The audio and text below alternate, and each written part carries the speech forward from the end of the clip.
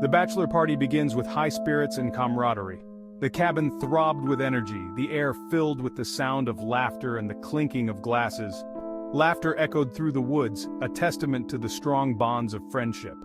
A bonfire crackled, casting dancing shadows on the faces of 5 friends. They were here to celebrate Mark, soon to be a married man. The flames flickered, reflecting the joy and anticipation in their eyes. The air crackled with excitement, the scent of roasting marshmallows and cheap beer hanging heavy. The night was alive with the sounds of nature and the camaraderie of old friends. To Mark, may his future be as bright as this fire, may his days be filled with joy and his nights with peace. "Hear, hear!" the group roared, their voices blending with the night sounds. Mark, his face flushed with happiness, grinned. He felt a warmth that had nothing to do with the fire. Thanks, guys, this means the world to me. I couldn't ask for better friends. He looked around at his friends, a sense of deep contentment settling in his chest. They had been through thick and thin together, their bond unbreakable. Or so he thought. The night was perfect, or so it seemed. The first hour passed in a blur of shared stories, boisterous laughter, and drunken camaraderie. It was shaping up to be the perfect send-off for their friend, a celebration of friendship and a future filled with promise. The fire burned brightly, mirroring the hope in their hearts. But under the surface, a darkness lurked. It hid in the shadows, waiting for the right moment to strike. The night held secrets, and the firelight only illuminated so much. The arrival of an unexpected guest shattered the fragile peace. A woman stood at the edge of the clearing, her silhouette framed against the dying embers of the fire. Her presence was both intriguing and unsettling. She was tall and slender, her face obscured by the darkness. The group fell silent, their eyes fixed on the mysterious figure. Well, look who decided to join the party. The voice was tinged with a mix of surprise and curiosity. John drawled, a hint of surprise in his voice. The woman stepped into the light, her face now visible. The firelight revealed her features, and the group watched in stunned silence. Her eyes, dark and intense, scanned the group, finally settling on Mark. A slow smile spread across her lips, sending a shiver down his spine. The atmosphere shifted, the air growing tense. Hello, Mark. Long time no see. Her voice was smooth, almost hypnotic, and it carried a weight of unspoken history. Mark's blood ran cold. The room seemed to close in around him, the shadows growing darker and more oppressive. He recognized the voice instantly, a voice that had once been so familiar, now sending chills down his spine. It belonged to Lisa, his ex-girlfriend. The one person he never expected to see tonight. What was she doing here? The question echoed in his mind, unanswered and unsettling.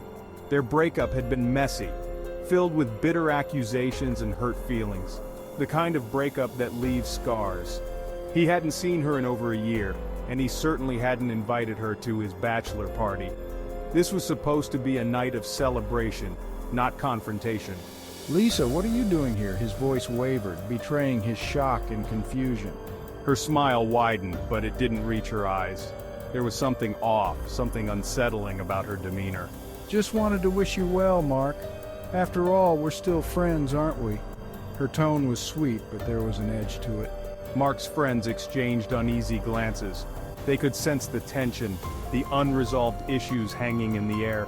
They knew about Lisa, about the drama that had unfolded after their breakup, the late-night phone calls, the arguments that spilled into the streets. Her presence here felt like an unwelcome intrusion, a dark cloud threatening to spoil their celebration. The night had taken a turn, and not for the better. Of course. Why don't you join us? He forced a smile, trying to mask his discomfort.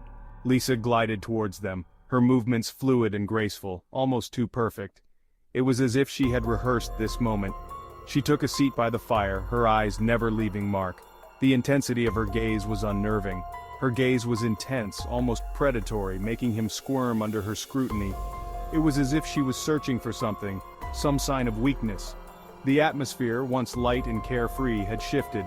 The joy and laughter had been replaced by a heavy, oppressive tension. A palpable tension settled over the group, the air thick with unspoken words and nervous energy. Everyone felt it, but no one dared to speak. The laughter died down, replaced by a strained silence punctuated only by the crackling of the fire. The night had grown cold, both literally and figuratively.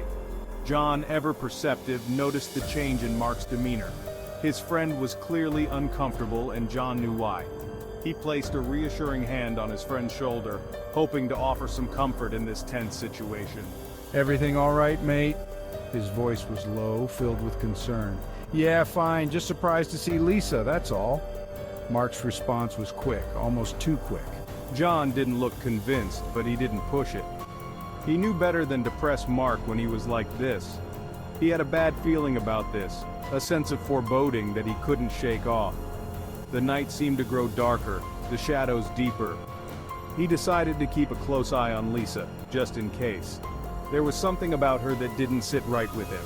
He had a responsibility to protect his friend, especially now. The night was far from over, and John knew he had to stay vigilant. As the night wore on, Lisa seamlessly integrated herself into the group. She effortlessly navigated conversations, her laughter echoing a little too loudly, a little too desperately. But beneath the surface charm, a darkness simmered. John watched her closely, his unease growing with every passing moment. He caught snippets of conversation, overheard whispers that sent shivers down his spine. Lisa was reminiscing about her and Mark's relationship, twisting the narrative, painting herself as the victim of his heartless betrayal. He broke my heart, I never really got over him. She confided in Sarah, Mark's fiance's best friend, her voice thick with false sadness. Sarah, oblivious to the manipulation, offered words of comfort. John, however, saw right through Lisa's facade. He recognized the glint of obsession in her eyes, the way her gaze lingered on Mark a beat too long. He decided to confront her, to warn her off. He pulled her aside, away from the others. I don't know what you're playing at, Lisa, but you need to stop. Mark's getting married. It's over between you two. Let it go. Lisa's eyes narrowed. You don't tell me what to do. Mark and I have unfinished business. He may be marrying her, but he'll always be mine. John felt a chill run down his spine. There was a dangerous edge to her voice now, a hint of something dark and unhinged. He knew he needed to get Mark away from her, and fast. But it might already be too late. The wheels were in motion, and a tragedy was about to unfold. The festive mood takes a dark turn as the night progresses. The air grew thick with unspoken tension. The once jovial atmosphere curdled, the easy banter replaced by strained silences and forced smiles. I watched as Lisa, fueled by jealousy and a desire for revenge, skillfully began to sow seeds of doubt and discord among us. She subtly hinted at Mark's supposed infidelity during their relationship, her words dripping with venom. She planted seeds of uncertainty about his commitment to Sarah, her voice a poisonous whisper in the night. John saw the doubt creep into his friend's eyes, saw the cracks forming in their once unbreakable bond. He tried to intervene, to defend Mark, but his words felt hollow, drowned out by Lisa's carefully crafted web of lies. As the night wore on, we grew increasingly fractured. The alcohol, once a source of merriment, now fueled our suspicions and heightened our anxieties. The laughter died down completely, replaced by a heavy silence that hung over us like a shroud. I watched as Mark, his face pale and drawn, retreated further into himself. I could see the toll Lisa's manipulations were taking on him, the weight of her lies crushing his spirit. I knew I had to do something, to stop this madness before it escalated further, but what could I do? I was outnumbered, outmaneuvered, and facing an enemy fueled by a dangerous obsession. The first tendrils of dawn stretched across the horizon, painting the sky in hues of gray and lavender. The air was crisp, carrying the scent of pine and earth, a stark contrast to the grim scene that lay ahead. The woods were silent, the remnants of the bonfire smoldering in the cold morning air. The silence was almost eerie, as if the forest itself was holding its breath, waiting for the inevitable discovery.